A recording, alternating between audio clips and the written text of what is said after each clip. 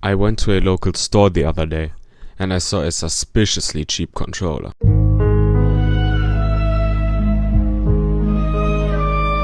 So I was wondering, is a brand new €15 controller any good? At first glance, the plastics on the controller feel very cheap, but stable. So it's not like it will fall apart if you breathe at it. And the buttons seem stable. It also came with a very cheap USB-C cable. But it's nice that it even came with one. Controller 1, Apple 0, I guess. The thing that I noticed as well is that the controller has a built-in gyro, which is really nice to see on such a cheap controller. And also, it connected instantly via Bluetooth and Steam Input picked it up as well.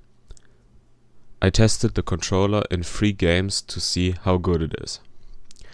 And the first game that I tested was Doom 2016, to test a shooter game. And the only problem I noticed was that I was not hitting things, but that's probably not the controller's fault, but more because I never played a shooter with a controller before. But there I noticed that the joysticks were sounding like an old door.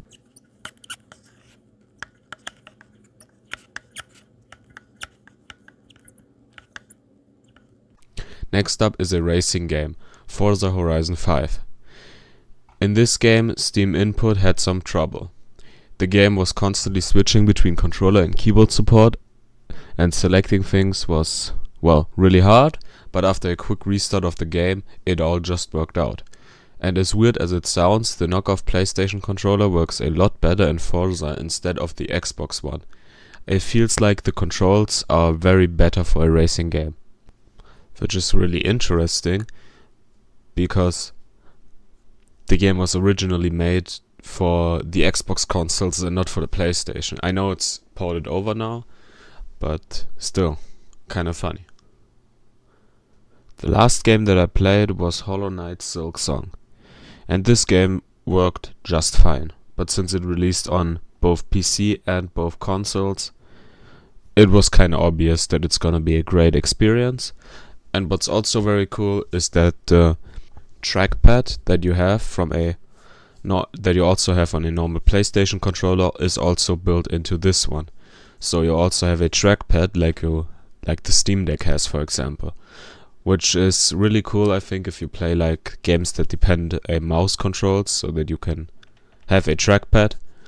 And overall, the controller feels very nice. It also has a headphone jack down at the bottom, like all PlayStation 4 controllers. And yeah, I don't have a whole lot more to say about this controller. So in conclusion, a €15 controller is just fine and probably better, because if it breaks, you don't lose as much as you would with a €50 controller. And since most €50 controllers also get stick drift, so that's not really a pro over the €50 controller. So I hope this video was helpful, and if you like it, you can subscribe, and see you in the next one.